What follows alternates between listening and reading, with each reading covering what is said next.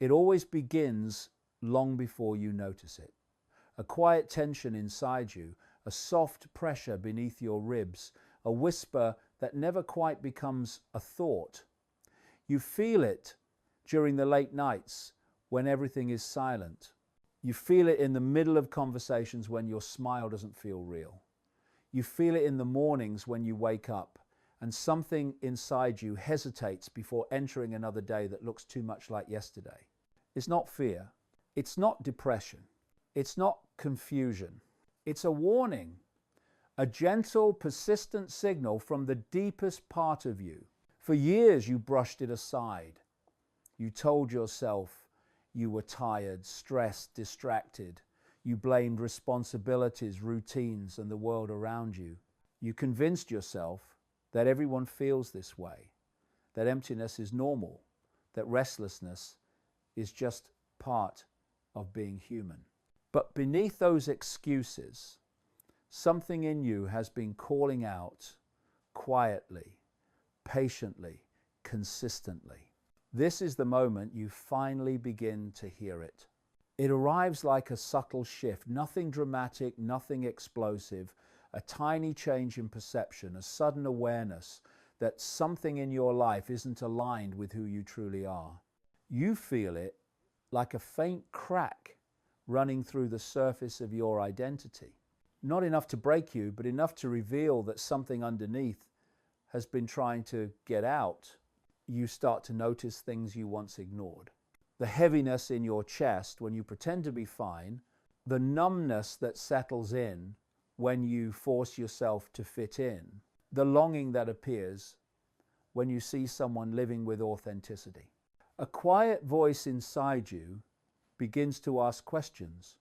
Why does this feel wrong? Why am I repeating the same pattern? Why do I feel like a stranger in my own life? These questions don't fade.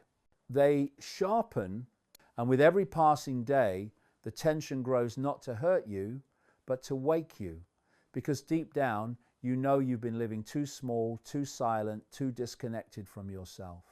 This chapter is the turning point. The moment you realize the discomfort hasn't been punishing you, it's been guiding you. It's been trying to pull you away from the version of yourself that isn't real toward the truth you've been avoiding. You're not falling apart. You're being called back to yourself. And now that you've heard the warning, the journey has already begun. Most people believe they chose the life they're living. But when your awareness begins to rise, a painful truth emerges. You built your entire world long before you understood what you were building. Your personality, your reactions, your dreams, your fears, all of them were shaped quietly, slowly, invisibly. Not by malice, not by force, but by repetition. By the things you saw, by the words you heard, by the rules you learned without anyone needing to speak them. You didn't choose the beliefs you grew up with. They were handed to you. You didn't choose the limits you carry. They were modeled for you. You didn't choose the expectations woven into your identity. They were absorbed long before you could question them.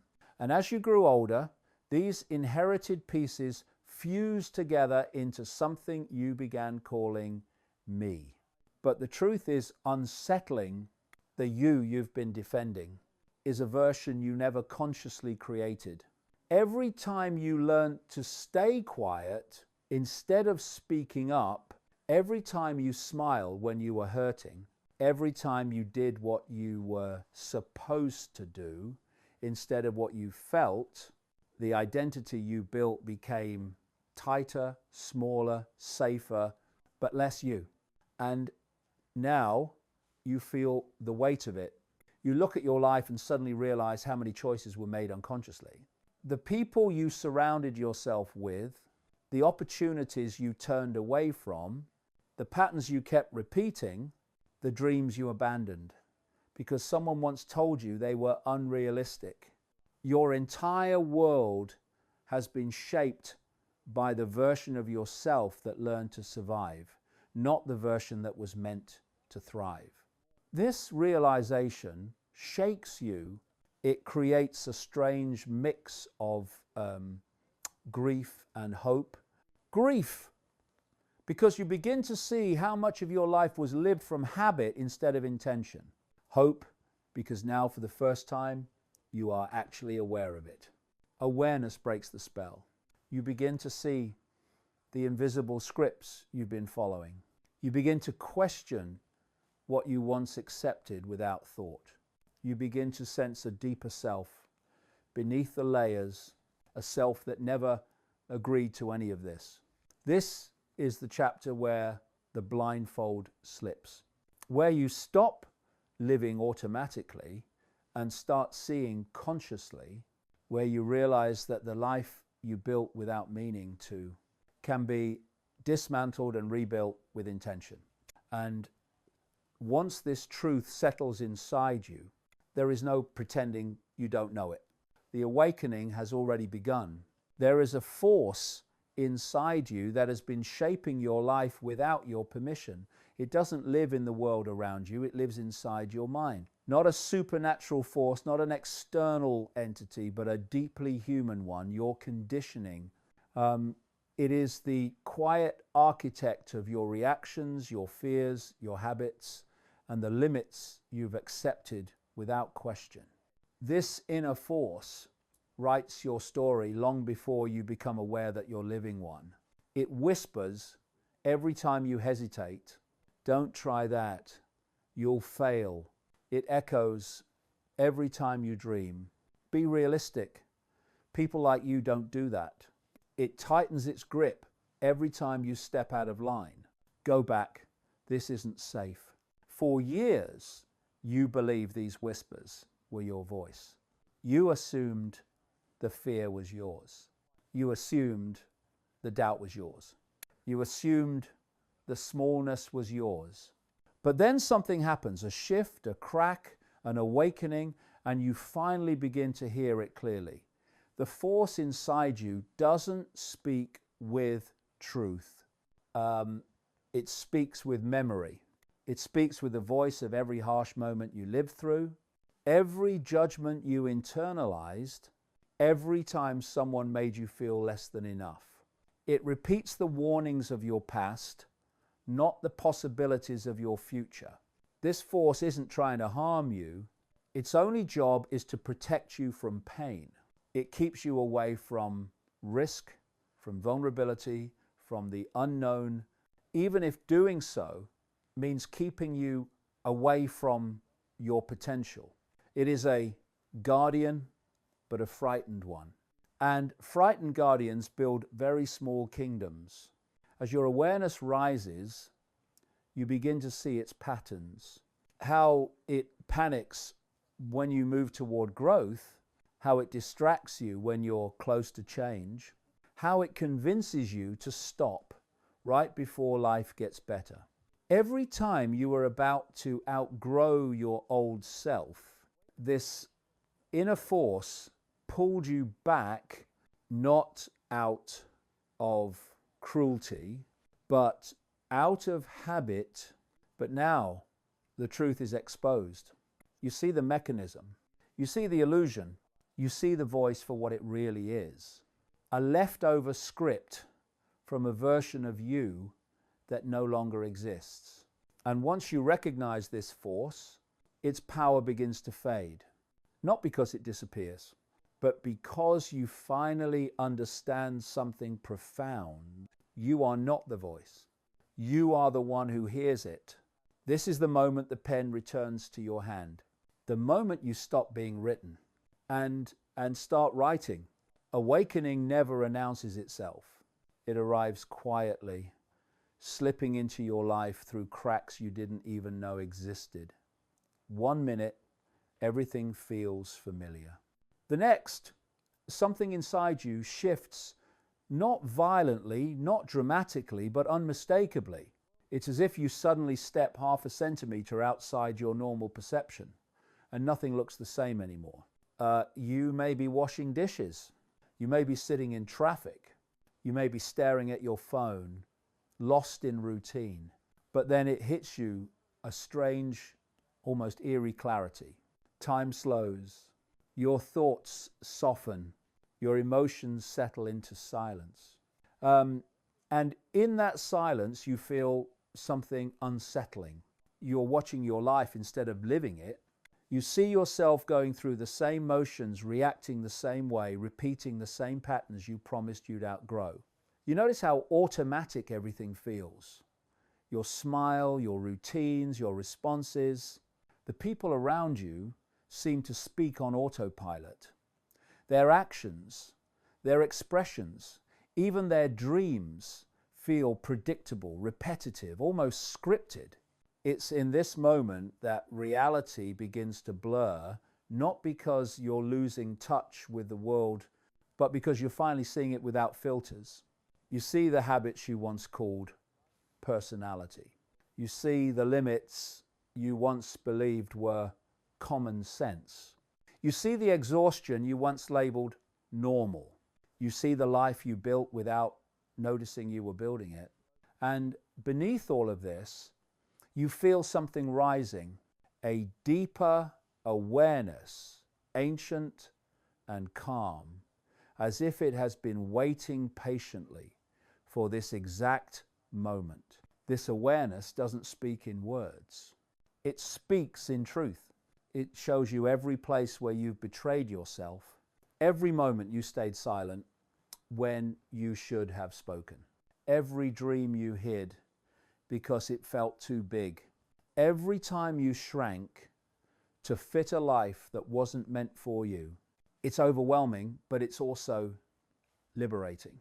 Because for the first time, you're not reacting, you're observing. And observation is the beginning of freedom. This moment is the crack in the illusion, the first true awakening, the moment where you realize that the reality you've been living wasn't built on truth. It was built on habits, conditioning, and unexamined beliefs. You're not losing yourself. You're finally seeing yourself clearly. And once this clarity arrives, there is no returning to the version of you who lived half asleep. This is where the old story begins to crumble and the new one begins to write itself. Once the illusion cracks, once the noise fades and awareness rises, something begins to stir deep inside you, something older than fear, older than conditioning, older than the identity you've carried for so many years. It doesn't arrive with force. It doesn't demand attention. It simply returns like a long-lost memory resurfacing after decades underwater. This is the self you abandoned, not because you wanted to, but because the world taught you to. You were not born cautious. You were not born silent. You were not born afraid of judgment, failure, or being misunderstood. Life taught you those things. And slowly, piece by piece, you drifted away from who you really were. You learned to hide your fire because it made others uncomfortable. You learned to dim your sensitivity because the world called it weakness. You learned to suppress your intuition because no one else seemed to hear theirs. You learned to play roles that earned approval while your true self faded into the background, waiting for the day you'd come back for it. Now, that day has arrived. As you awaken, you begin to feel this forgotten self rising softly at first, then with growing strength. It appears in the moments you stop pretending, in the moments you allow silence, in the moments you listen to your intuition instead of fear, in the moments you see through your old patterns and choose differently. You feel it in sudden clarity that cuts through confusion like light breaking through clouds. You feel it in the quiet confidence that whispers, "I remember who I am." You feel it in the discomfort of letting go because even pain is a sign of rebirth. This returning self doesn't resemble the identity you've been carrying. It's freer, it's braver, it's deeper, it's more honest, and it carries a truth you almost forgot. You were never meant to live small. This chapter is emotional, not because you're becoming someone new, but because you're finally reconnecting with someone familiar, someone pure, someone powerful, someone whole. The self that always existed beneath the layers of fear, expectation, and survival. This is the reunion your soul has been waiting for. It's not the end of your journey. It's the moment you step into it as your true self, not the version the world shaped you into. Your lost self didn't disappear. It waited, and now you're finally ready to return. There comes a moment in every awakening when the shift becomes permanent, a point where you realize you can no longer return to the person you once were. It doesn't happen loudly. It doesn't arrive with fireworks or dramatic transformation. Instead, it feels like a gentle but undeniable click inside you, as if something deep in your soul finally slides into place. This is the moment your old identity breaks and your new awareness steps forward. You begin to see your patterns from a distance, like watching someone else's story unfold. The fears you once obeyed lose their power. The doubts that used to stop you sound small, almost unfamiliar. The emotions that once overwhelmed you now rise and fall like waves you can observe without drowning in them. It's not that life gets easier, it's that you get clearer. Your vision sharpens, your intuition strengthens, your presence deepens. You become aware of things you used to overlook, how people speak from their wounds, how you've been carrying burdens that were never yours, how much of your life was lived on autopilot, how awakening feels less like a choice and more like a return. You realize you're not breaking apart, you're breaking free, and with that freedom comes an unexpected responsibility. You can no longer pretend you don't know the truth. You can't go back to shrinking yourself, to betraying your intuition, to living from fear instead of awareness. The illusion has dissolved, and once your eyes open, they don't close again. This chapter is not about becoming someone different. It's about stepping fully into who you've always been beneath the noise. The self that sees clearly, the self that lives consciously, the self that chooses with awareness instead of reacting out of habit. You cross an invisible threshold, a line where life no longer pulls you blindly, because you're finally awake enough to direct it. There will still be challenges. There will still be uncertainties, but they no longer control you, because now you know the truth. You are not your fear. You are the awareness behind it. This is the beginning of a new life, a life led by clarity, presence, and purpose, a life you can never unsee. And once you step into it, the journey truly begins. Subscribe to watch more videos,